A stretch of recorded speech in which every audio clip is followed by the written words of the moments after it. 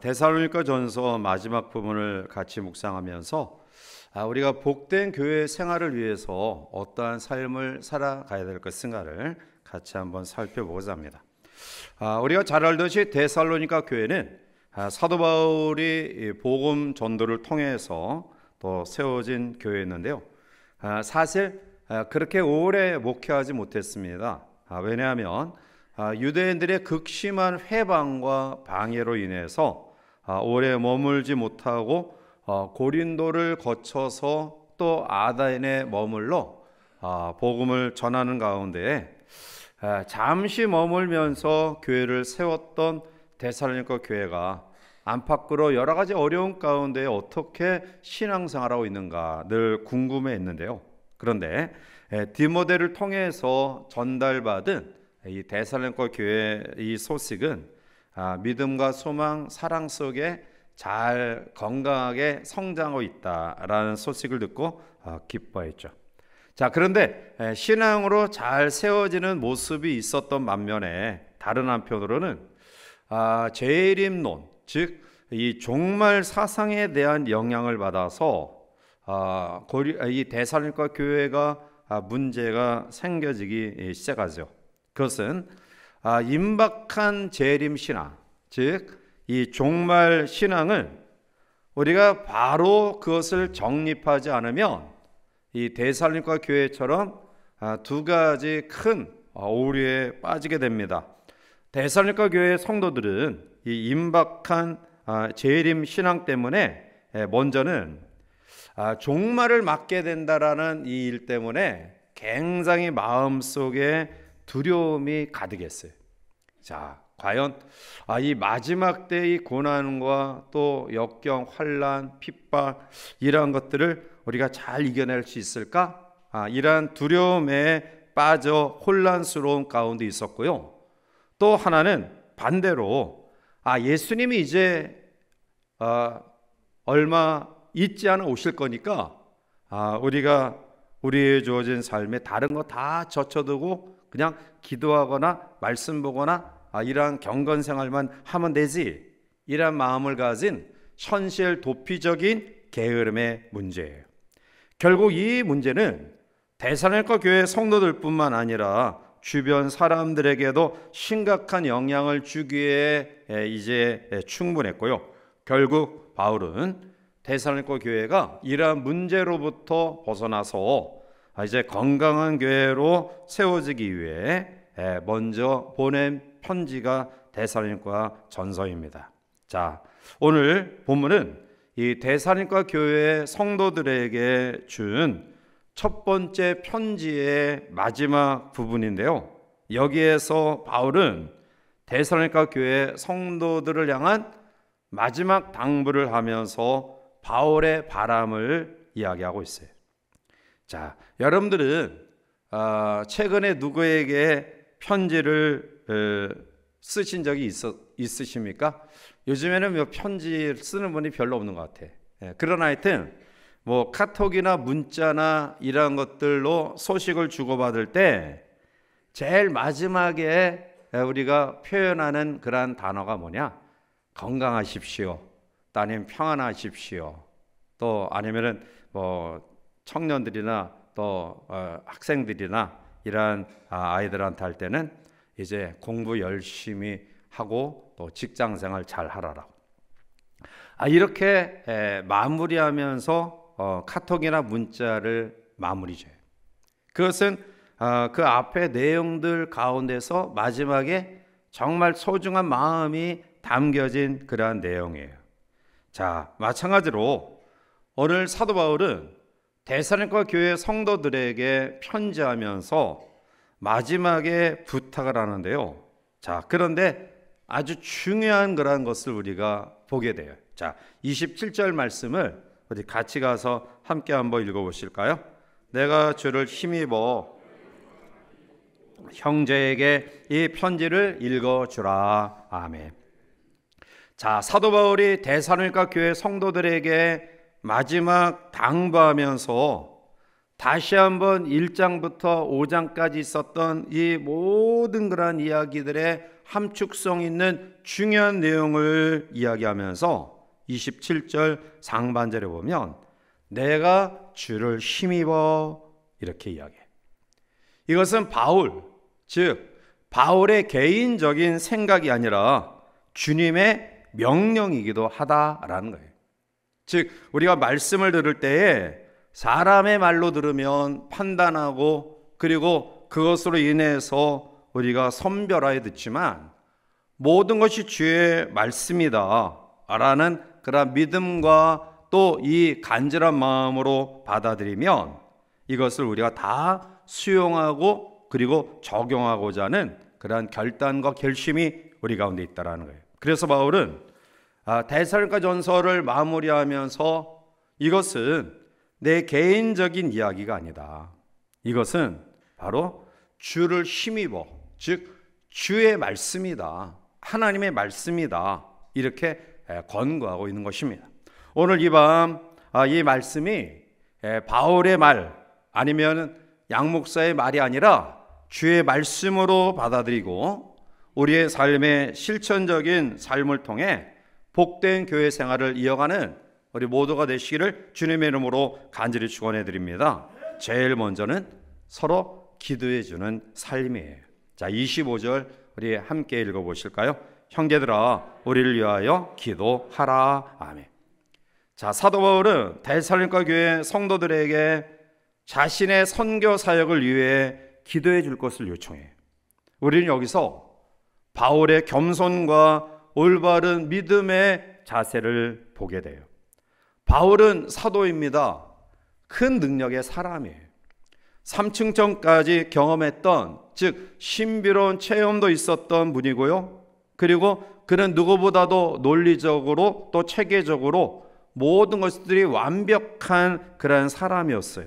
더욱이 하나님의 힘을 힘입어서 가는 곳마다 능력을 베풀었던 당대의 가장 뛰어난 하나님의 사람이에요. 자, 그런데 그런 바울이 먼저 25절 상반절에 형제들아 라고 불러요. 형제들아. 이 말은 바로 데살로니가 교회의 성도들, 물론 데살로니가 교회의 성도뿐만 아니라 바울 서신의 모든 부분들 가운데 이러한 말들이 강조되었지만 바울은 모든 교회 성도들을 한 가족같이, 한 친구같이 이러한 마음을 가지고 생각하고 있었다는 거예요. 그리고 그들에게 진심으로 기도를 부탁해. 그것은 주 안에서 하나됨을 전제하고 그리고 믿고 신뢰할 때 그리고 사랑할 때 가능한 거예요. 사랑하는 성도 여러분, 하나님이 교회를 세우실 때에 질서를 따라 세우셨어요. 에베소서 4장 11절과 12절을 보면 그가 어떤 사람은 사도로, 어떤 사람은 선지자로, 어떤 사람은 복음 전하는 자로, 어떤 사람은 목사와 교사로 삼으셨으니 이는 성도를 온전하게 하여 봉사일을 하게 하며 그리스도의 몸을 세우려 하심이라 말씀이에요. 즉 하나님께서 교회 여러 질서로 여러 가지 직임을 세운 목적은 성도를 온전케 하고 봉사일을 하게 하고 그리고 그리스도의 몸을 온전히 세우게 하기 위함이다. 자, 그러기 위해서는 이러한 연결고리, 즉 성도를 온전케 하고 봉사일을 하게 하고 교회를 그리스도의 몸을 세우게 하는 이 연결고리가 되는 앞에 직분자들, 사도, 선지자, 복음 전하는 자, 목사와 교사, 이러한 사람들이 든든히 서 있어야 돼요. 자, 이러한 사람들이 든든히 서 있기 위해서 바울은 우리를 위하여 기도하라 라고 당부하는 거예요. 영적으로 탁월한 지도자였던 바울, 그러나 그에게도 동력자의 기도와 협력이 반드시 필요했습니다. 양떼에게 목자의 기도가 필요하듯이 목자에게도 양떼의 기도가 반드시 필요해요. 깊은 신앙을 가진 사도 바울이 성도들에게 기도를 부탁하는 이 장면은 기도의 어떤 응답이나 역사는 신앙의 연조와 신앙 지식과는 상관이 없음을 교훈하고 있죠. 순수하고 바르게 기도하면 모든 기도는 능력 있는 기도가 되는 거예요. 그래서 능력의 사람이었던 바울이 데살로니가 교회 성도들에게 우리를 위하여 기도하라라고 부탁했던 것은 바로 기도하는 사람이 위대한 것이 아니라 하나님이 위대하시기 때문에, 우리의 기도를 들으시는 하나님이 위대하시기 때문에 바로 기도를 부탁하는 거예요. 하나님은 유능한 사람보다 기도하는 사람을 소중히 여기셔요. 기도하는 사람들에게 은혜를 베푸시고요, 기도하는 사람에게 능력을 베푸시고요, 기도하는 자들에게 이러한 능력을 통해 하나님의 역사를 이뤄가게 하셔요. 왜 성공적인 삶이 되지 못할까요? 왜 우리의 삶에 여러 가지 하나님의 능력을 체험하지 못할까요? 그것은 기도하지 않기 때문에 그렇다. 기도의 능력을 우리가 불신하기 때문에 그런 거예요. 자, 사람들이 기도하지 않는 두 가지 대표적인 이유는, 하나는 자신감 때문에 그래요. 나 기도하지 않아도 잘 살 수 있어. 내가 가진 여러 가지 경험과 지식과 그리고 배경과 체험과 경험과 이런 것들로도 내가 잘 살 수 있어. 그러니까 기도하지 않은, 기도의 자리에 나오지 않는 거예요. 반대로 어떤 운명론적인 그러한 샤머니즘적인 그러한 미신의 모습에 사로잡히면 기도하지 않아요. 어쩔 수 없이 내 운명은 그렇게 되어질 건데, 내 삶은 그렇게 되어질 건데, 뭐 기도한다고 뭐 대수야, 기도한다고 뭐 바뀌어? 이러한 마음을 가지기 때문에 그래요. 여러분, 우리가 하나님 앞에 내 인생을 내가 개척하는 것처럼 물론 자신감을 가진 적극적인 신념의 삶은 필요하지만, 자칫 잘못하면 하나님의 자리에 자기가 서요. 하나님이 하셔야 될 일들을 자기가 주제넘게 이러한 부분들을 넘보고 있다라는 거예요. 또 하나, 반대로 운명적인 그런 모습으로 뭐 팔자소관이야 이런 마음을 가진다고 한다면 결국 기도의 필요성을 느끼지 못해. 어차피 나는 이렇게 될 텐데, 뭐 어차피 나의 삶은 그렇게 진행될 텐데, 뭐 기도해서 뭐 대수야, 이런 마음을 가질 수밖에 없다라는 거예요. 그러나 진실한 기도에는 반드시 하나님의 응답이 있습니다.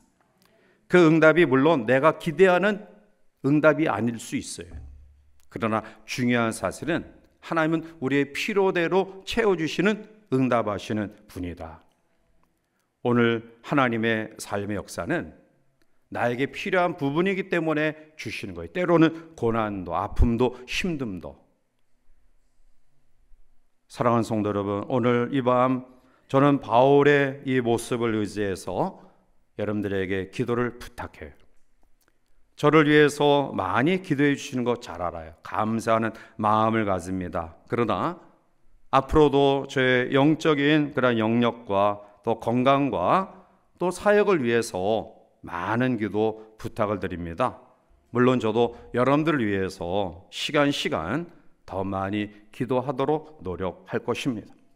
사도 바울이 데살로니가 교회 성도들에게 우리를 위하여 기도해달라고 부탁했던 것처럼 뜨거운 형제의 사랑의 모습을 가지고 함께 기도로 교통하여 그때 그 어려운 상황들을 극복해 나가기를 원했던 그러한 모습처럼 오늘 저도 여러분들에게 기도를 부탁하고요, 또 여러분들도 저에게 기도를 부탁해서 기도로 하나 되고 기도로 하나님의 은혜를 나누는 복된 놀라운 역사가 우리 가운데 가득하기를 주님의 이름으로 간절히 축원해 드립니다. 두 번째는 형제를 사랑하는 삶이에요. 자, 26절 넘어가서 우리 함께 보겠습니다. 거룩하게 형제에게 문안하라. 아멘. 이것은 성도 간의 사랑의 교제를 나누기를 부탁하는 건데요, 입맞추다라는 것은 참된 사랑의 표현의 모습인데요, 자, 바울 당시에는 이 입맞추는 행위가 흔히 행해지던 관습이었어요. 그래서 사랑과 우정을 나누는 가장 아름다운 표현이 입맞춤이에요. 자, 그런데 높은 사람에게는 입을 맞출 수 없었어요. 그래서 자기보다 신분이나 또 위치나 이런 것들이 위에 있는 사람에게는 손에다 입을 맞추고요. 그리고 같은 동격에 있는 사람들끼리는 서로 입을 맞췄어요. 자, 바울이 거룩하게 입 맞춰라 라는 말은 교회 안의 모든 지체들은 손에 입 맞출 정도로 상하, 위아래가 없다라는 거예요. 그렇다고 한다면 바울이 그렇게 마지막 당부를 했겠죠. 거룩하게 손에 입 맞추고 또 서로 입 맞춰라, 이렇게 구분해서 이야기했겠죠. 그러나 바울은 입 맞춤만 이야기해요. 이것은 교회 공동체는 모두 동등한 입장에 있다. 동등한 입장에 있다. 같은 위치에 한 형제 자매라는 거예요. 물론 이 입맞춤 행위가 시간이 지나면서 이성 간의 접촉에 여러 가지 문제들이 발생돼서 13세기 이후에는 완전히 폐지됐지만 우리는 이 입맞춤에 우리에게 주시는 상징적인 의미를 기억해야 돼요. 그것은 서로 사랑으로 표현하며 살아가야 된다라는 거예요. 한 형제, 한 자매, 한 가족 안에서 더 친하고 가깝게 사랑하며 지내라. 이것이 바로 거룩하게 입 맞춰라 라는 바울의 당부예요. 사실 이 형제 사랑은 성경에서 우리에게 말씀하는 신앙의 가장 본질 중에 하나예요. 에베소서 4장 15절과 16절을 보면 오직 사랑 안에서 참된 것을 하여 범사에 그에게까지 자랄지라. 그는 머리니 곧 그리스도라. 그에게서 온몸이 각마디를 통하여 도움을 받음으로 연결되고 결합되어 각 지체의 분량대로 역사하여 그 몸을 자라게 하며 사랑 안에서 스스로 세운다 말씀하고 있어요. 즉 사랑의 교제는 서로 함께 주고받음으로 세워져가는 비결이다라는 거예요. 가족 공동체가 서로 사랑할 때 가정은 건강하게 세워지고요. 교회 공동체에 우리 모두가 서로 사랑할 때 그 공동체는 건강하게 든든히 세워져 가는 거예요. 사랑하는 성도 여러분, 우리가 살아가면서 가장 중요한 것은 본질을 잊지 않는 삶이에요. 열심히 사는데 왜 어떤 사람은 날마다 실패할까요? 그것은 본질을 외면했기 때문에 그래요. 신앙도 마찬가지예요. 우리가 열심은 있는데 실패하는 삶, 그리고 모든 일들이 자꾸 꼬이는 그러한 삶은 본질을 외면하고 다른 부분을 우리가 더 소중히 여겼기 때문에 그런 거예요. 형제 사랑은 본질 가운데 본질이에요. 이것을 우리가 외면하고 다른 부분을 내가 세운다, 다른 부분을 내가 소중히 여기고 그러한 일들을 이어간다. 그러니 본질적인 부분을 우리가 놓치고 다른 부분에 신경 쓰니 그 신앙이 건강하게 세워지지 못하는 거예요. 예를 들면 부모님에게 용돈을 많이 드리고 맛있는 음식을 사드려도 부모를 기쁘게 해드리지 못하면 그 불효예요. 결국 부모가 자녀에게 가장 원하는 것은 노년에 용돈 주는 것도 좋겠죠. 그러나 가장 기쁜 것은 잘 사는 거예요. 잘 사는 거. 부부가 싸우지 않고 오손도손 행복하게 잘 사는 것을 보는 것보다 부모가 기쁜 게 뭐 있어요. 근데 맨날 이 아들 또 며느리 또 딸 사이가 치고받고 싸우고 맨날 못 살겠다고 짐 싸들고 와봐요. 부유한 가운데 용돈을 많이 드리고 맛있는 음식 사드려도 부모님의 마음에 기쁘지 않은 거예요. 마찬가지로 우리가 주의를 지키고 열심히 봉사하고 하나님 앞에 헌신하고 이거 중요하지만 그러나 그러한 가운데서 더 중요한 것은 서로 사랑하는 마음을 가지는 겁니다. 물론 우리가 교회 생활하면서 마음이 상할 일이 생겨날 수밖에 없어요. 왜냐하면 한 배 속에서 나온 형제들도 치고받고 싸우는데 전혀 상황과 환경과 배경과 삶의 모든 과거의 삶이 다른 사람들이 모여서 교회 공동체를 이루니 거기에서 또 다툼이 있을 수 있고요. 또 서로를 우리가 또 분쟁하는 마음도 있을 수 있어요. 그러나 그러한 가운데서도 우리의 선행적인 그러한 마음은 어떻게든지 사랑하고 이해하고 수용하려는 마음을 가지는 거예요. 다르기 때문에 이해하지 못하고 끊임없이 배척하고 외면하면 결코 그의 신앙과 삶은 아름답고 건강하게 세워질 수 없어요. 형제 사랑을 아름답게 실천함이 바로 성경이 우리에게 이야기하는 신앙의 본질적인 부분이다라는 사실을 우리는 기억하셔야 될 것입니다. 세 번째는 말씀 중심의 삶이에요. 자, 27절 넘어가서 우리 함께 보겠습니다. 내가 주를 힘입어 너희를 명하노니 읽어주라. 아멘. 자, 조금 전에도 말씀드렸지만 사도의 명령은 주의 명령이에요. 이 편지는 바울의 개인의 편지가 아니라 온 세상 성도들의 영혼을 위한 주님이 주시는 서신입니다. 따라서 이 명령을 바울 사람 개인의 명령으로 들으면 외면할 것이고요, 하나님의 말씀으로 들으면 정신을 번쩍 차리고 이 말씀을 들을 거예요. 데살로니가 교회는 조금 전에 말씀드렸듯이 교리적으로 잘못 가르치는 거짓 교사들이 들어왔어요. 특히 이 종말론에 대해서. 그리고 안타깝게 거기에 넘어가는 사람도 있다라는 거예요. 그래서 같은 신앙을 하면서 이 잘못된 거짓 교사들의 꾀임에 넘어가서 미혹돼서 두려움에 빠져 있기도 하고, 그리고 아무 일도 하지 아니하고 나태하고 게으른 가운데 있는 사람들이 있다라는 거죠. 자, 오늘 바울은 내가 주를 힘입어 너희를 명하노니 모든 형제에게 편지를 읽어주라. 자, 왜일까요? 그 당시에는 문자를 독해할 만한 교육받은 사람들이 많지 않았어요. 또 요즘과 같이 사본 제작도 용이하지 않았어요.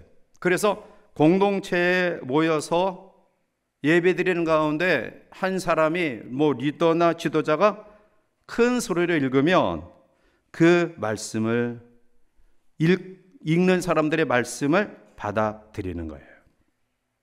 우리나라도 60, 70년대까지만 해도 글을 모르는 분들이 많았잖아요. 옛날에는 교회마다 야학하는 교회가 많았어요. 그래서 배움의 시기와 또 그러한 부분을 놓친 사람들을 위해서 교회가 배움을 가르치는 이러한 일들을 많이 했죠. 자, 그때는 예배에 열심히 참여했어요. 왜냐하면 예배에 참여하지 않으면 말씀을 접할 수 있는 기회가 없기 때문에 그래요. 그래서 반드시 제가 어렸을 때 보면 이 심령부흥회, 사경회, 이게 봄, 가을로 있어. 1년에 2번씩 있었어요. 그것도 월요일부터 토요일 새벽까지. 새벽, 아침, 저녁. 저도 어렸을 때 부모님 따라서 그 부흥 사경회를 참석해 보면 저녁 7시부터 밤 11시까지, 또 새벽 4시부터 6시까지, 아침 9시부터 12시까지. 그런데 놀라운 것은 그 시간마다 열심히 얼마나 많은 사람들이 간절함으로 모였는지 몰라요. 왜냐하면 말씀 들을 기회가 별로 없기 때문에 그래요. 말씀을 보거나 또 신앙적인 그러한 교양을 쌓을 만한 그러한 책들을 많이 없었고요, 또 이러한 것들을 접할 기회도 없었기 때문에 그래요. 그런데 현대 한국교회 부흥회, 물론 우리도 많이 하게 되지만 낮 집회 이제 안 해요. 낮 집회. 또 이제 새벽 집회, 저녁 집회. 여러분 요번에 오래간만에 그 저녁 집회 늦게까지 해가지고 힘들었죠. 은혜도 받았지만, 왜냐하면 훈련이 안 되니까 막 온몸이 막 그냥 뒤틀거리는 거예요.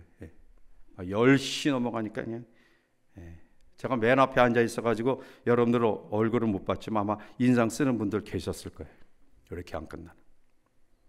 요즘에는 우리가 말씀을 들을 수 있는 그러한 경우들이 너무나 많아요. 자, 그러니까 사실은 하나님의 말씀에 대해서 소중함과 또 간절함과 그 귀함을 우리가 너무나 놓치고 있다라는 거예요. 바울은 바로 데살로니가 교회 성도들에게 이것은 내 말이 아니다, 예수님의 말씀이다. 그리고 이 말씀이 너희 모두에게 아름답게 전달되어지기를 원한다. 이러한 마음을 가지고 읽어라. 큰 소리로 읽어라. 그래서 공동체에 있는 모든 사람들이 바울을 통해 전해주시는 하나님의 말씀을 들어라 라고 당부하고 있는 거예요. 그것은 바울의 당부 속에 담겨진 것처럼 바른 말씀에 입각한 삶이 교회 생활의 중요한 요소다. 바울은 바로 하나님의 바른 말씀을 최선을 다해 가르쳐 주고요, 또 그것을 통해서 성도들이 신앙으로 잘 세워지기를 원하는 간절한 마음을 가지고 내가 주의 힘을 빌어서 너희에게 명하노니 이 말씀을 읽어라 라고 당부한 거예요. 네 번째, 은혜가 넘치는 삶이에요. 자, 28절 넘어가서 우리 함께 보겠습니다. 우리 주 예수 그리스도의 은혜가, 아멘. 자, 바울은 마지막 축도로 이 서신서 1권을 마치면서 오늘 중요한 그런 부분을 이야기하죠. 이것은 우리에게 있어서 정말 중요한 거예요. 그러니까 마지막 부분은 핵심 중에 핵심이에요. 모든 것들을 종합해서 함축성 있게 아주 간결하게 주는 것이 마지막에 되어지는 내용이에요. 바울이 쓴 편지를 보면 처음과 끝에 빠뜨리지 않는 그런 부분이 있죠. 데살로니가전서 1장 1절에 보면 바울과 실라노가 디모데는 하나님 아버지와 우리 주 예수 그리스도 안에 있는 데살로니가 교회에 편지하노니 뭐와 뭐가 너에게 있을지어다, 은혜와 평강이 너에게 있을지어다. 1장 1절에 서두의 머릿말에 은혜와 평강이 너에게 있을지어다. 그리고 마지막 편지를 꺼내면서 은혜가 있을지어다. 처음과 나중되는 믿음의 가장 중요한 부분은 바로 은혜라는 거예요. 은혜. 지금까지 여러분들이 있는 것도 하나님의 은혜예요. 어떤 일을 성취한 그런 결과물이 여러분 가운데 있다고 하더라도 그것은 내 능력이 아니라 하나님의 은혜예요. 또 내가 어려움을 당하지 않고 그냥 그렇게 살아간다. 그것은 내가 의인이기 때문에 이런 것이 아니라 하나님의 은혜이기 때문에 그런 거예요. 하나님은 금식하여 기도하는 사람보다 범사에 감사하는 사람을 더 영적으로 높이 세워주셔요. 왜냐하면 하나님을 섬기는 것은 힘이 아니라 은혜로 섬기기 때문에 그런 거예요. 때로는 어려운 삶이 우리 가운데 있다 할지라도 하나님의 은혜를 잊지 마시길 바랍니다. 사실 우리가 많은 것 없고 많은 것 누리지 못해도 구원의 은혜만 정말 뜨거운 감격과 감동으로 받아들이면 하나님 앞에 감사하고 살아갈 충분한 이유가 있는 거예요. 구원의 확신, 천국 백성됨, 하나님의 시민권됨에 대한 확신, 이러한 믿음, 이러한 놀라운 은혜가 우리 가운데 있기만 한다면 사실은 우리가 슬프고 어렵고 또 힘든 일 가운데서도 하나님의 은혜입니다 라고 감사할 수 있는 거예요. 자, 이러한 감사의 삶을 살아가는 사람을 누가 넘어뜨릴 수 있어요? 누가 이 사람을 미혹하여 좌절케 하며 절망케 하며 시련에 빠뜨릴 수 있느냐라는 거예요. 모든 것이 하나님의 은혜로 받아들이는데, 그래서 감사로 받아들이는데 이러한 사람을 누가 시험할 수 있느냐라는 거예요. 오늘 우리의 삶이 끊임없는 추락과 또 시련의 모습들이 있다고 한다면 무엇보다도 하나님 앞에 이 은혜가 식어져 있지는 않습니까? 그래서 감사를 놓치고 있지는 않느냐라는 거예요. 감사하는 삶에는 그 어떤 것들이 비집고 들어올 수 없어요. 자, 오늘 바울은 마지막 우리 주 예수 그리스도의 은혜가 너에게 있을지어다 축복 기도로 데살로니가 교회 성도들을 향한 바람을 맞춰. 자, 우리는 여기서 축도에 대해서 몇 가지 꼭 기억하십시오. 하나는 하나님의 이 축복 기도는 아멘으로 받아들여야 돼요. 아멘으로. 그러니까 하나님의 함께 하심을 믿고 또 모든 예배의 마지막 속에 주어지는 이 축복 기도는 그게 모든 것이 함축되어 있는 거예요. 우리가 하나님 앞에 드렸던 찬양, 우리가 하나님 앞에 드렸던 봉헌, 하나님이 우리에게 주신 말씀 속에 깨달음, 결단, 다짐, 뉘우침, 깨우침, 이 모든 것들이 바로 축도의 모든 부분에 함축되어 있기에 우리는 그 부분을 아멘으로 받아야 돼요. 그 아멘 속에는 내가 그렇게 하겠습니다, 하나님 앞에서 이런 마음으로 헌신하며 순종하며 섬기며 감사하는 삶을 살겠습니다, 이란 태도예요. 그래서 축도를 귀하게 여겨야 돼요. 축도를. 옛날에는 이 목사 안수 받지 않은 상태에서 개척하는 사람들이 참 많았어요. 왜냐하면 저희 교단도 예전에는 개척하지 않으면 목사 안수를 안 줬어요.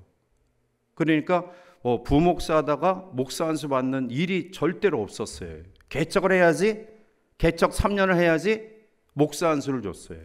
그러다 보니까 전도사들이 교회하는 경우가 많았어요. 저는 이제 군목으로 왔기 때문에 대학원을 다니고 그리고 나서 군목으로 가서 단독 목회를 하지 않았지만, 그때 우리 친구들이 목회할 때 그러한 하소연을 하더래요.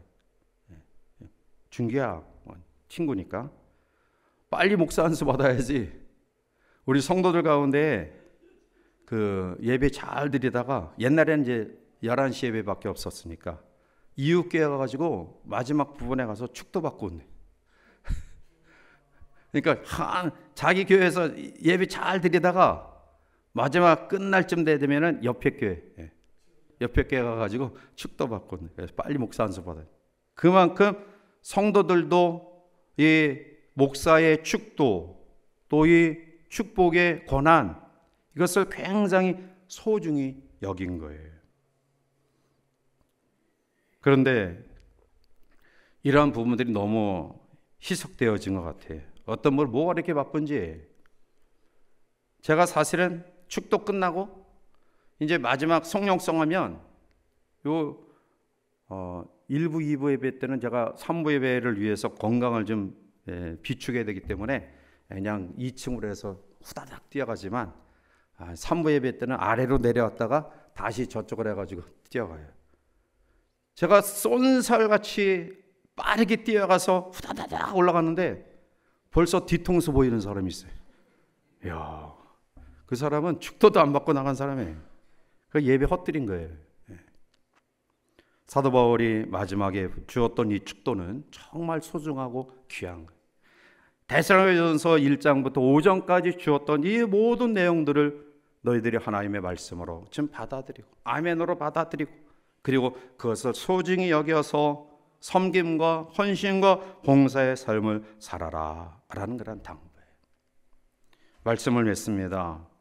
데살로니가 전서를 통해서 우리는 다시 한번 말씀을 깊이 묵상하며 데살로니가 교회가 가졌던 믿음의 역사와 사랑의 수고와 소망의 인내를 가지고 바울이 권면했던 잘못된 종말론 재림 사상에서 벗어나 언제 우리 가운데 오실지 알 수 없지만 그 순간까지 우리에 주어진 삶에 최선을 다한 그러한 성실함과 열심 있는 그러한 삶을 통해서 모든 것이 하나님의 은혜입니다라는 고백으로 승리하는 우리 모두가 되시기를 바랍니다. 하나님의 임재 안에 참된 믿음 속에 영원한 하나님의 나라를 소망하며 우리의 주어진 삶을 힘있게 살아가는 우리 모두가 되시기를 주님의 이름으로 간절히 축원해 드립니다.